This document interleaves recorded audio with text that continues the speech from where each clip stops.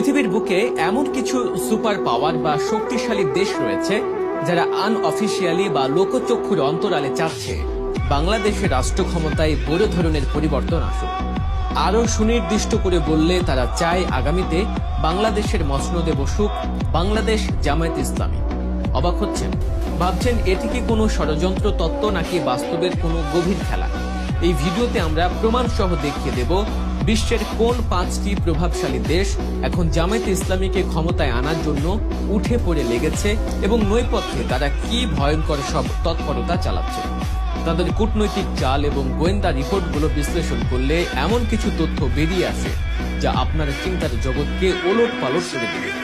পাকিস্তান, তুরস্ক কিংবা চীনের মতো দেশগুলোর পাশাপাশি এমন একটি দেশের নাম এই তালিকায় রয়েছে যা শুনলে আপনি হয়তো নিজের কানকেও বিশ্বাস করতে পারবেন না। চলুন এক এক করে সেই দেশগুলোর মুখোশ উন্মোচন করা যাক।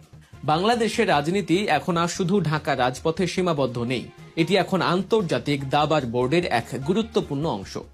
বিভিন্ন দেশের গোয়েন্দা সংস্থা এবং কূটনৈতিক মিশনগুলোর সাম্প্রতিক কর্মকাণ্ড পর্যবেক্ষণ করলে দেখা যায় তারা একটি নির্দিষ্ট দলের প্রতি তাদের সমর্থন এবং আগ্রহ প্রকাশ করছে, আর সেই দলটি হলো বাংলাদেশ জামায়াতে ইসলামী। কিন্তু প্রশ্ন হলো কেন এই পরাশক্তিগুলো হঠাৎ করে জামায়াতকে ক্ষমতায় দেখতে চায়? প্রথমেই যে দেশটির নাম উঠে আসছে সেটি হলো পাকিস্তান। এটি খুব একটা আশ্চর্যজনক মনে না হতে পারে, কিন্তু তাদের সাম্প্রতিক কর্মকাণ্ডের ধরনটি বেশ চমকপ্রদ। পাকিস্তানের তৎপরতা সম্পর্কে ভারতের গোয়েন্দা সংস্থা র একটি চাঞ্চল্যকর প্রতিবেদন দিয়েছে। ভারতীয় গোয়েন্দারা মনে করছেন আগে বাংলাদেশে ভারত যেভাবে একচ্ছত্র আধিপত্য বজায় রেখে ফাঁকা মাঠে গোল দিত, বর্তমান প্রেক্ষাপটে সেটি আর সম্ভব হচ্ছে না। ভারতকে টার্গেট করে এবং ভারতের প্রভাব বলয় থেকে বাংলাদেশকে বের করে আনার জন্য পাকিস্তানের গোয়েন্দা সংস্থা আইএসআই ঢাকায় বসে তাদের কার্যক্রম পরিচালনা করছে। ভারতীয় মিডিয়া এবং গোয়েন্দা রিপোর্টে এই তৎপরতাকে ঢাকা সেল হিসেবে অভিহিত করা হচ্ছে। তারা দাবি করছে পাকিস্তানের মূল লক্ষ্যই হচ্ছে যে কোনো মূল্যে জামায়াত ইসলামীকে বাংলাদেশে শক্তিশালী অবস্থানে নিয়ে আসা। শুধু গোয়েন্দা রিপোর্ট নয়, দৃশ্যমান ঘটনাগুলো এই দাবির সপক্ষে কথা বলছে।